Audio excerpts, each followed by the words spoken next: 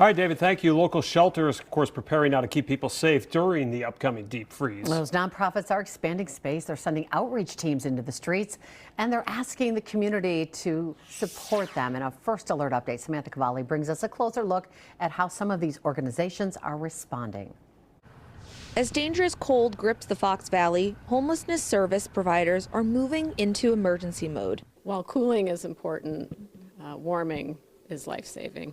At Pillars, staff are expanding shelter space and sending outreach teams into the streets to prevent loss of life, leaning on community partners to handle overflow. That expansion allows room for 15 to 20 additional people each night, families and individuals alike, though even that added capacity is now full. We get creative with spaces we have access to in order to expand the number of beds in which we can put people overnight. Expanding our capacity means expanding our budget, so certainly financial support is critically important. Just north in Green Bay, St. John's Ministries is seeing a similar surge.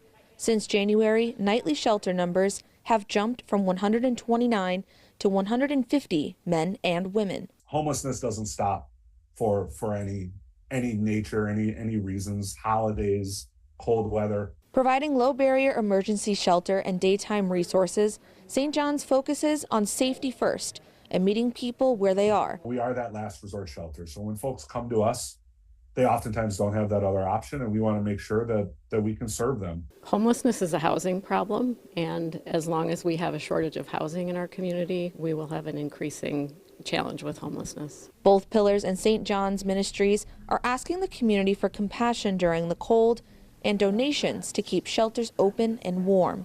You can find ways to help on their websites linked on WBAY.com. Samantha Cavalli, Action 2 News.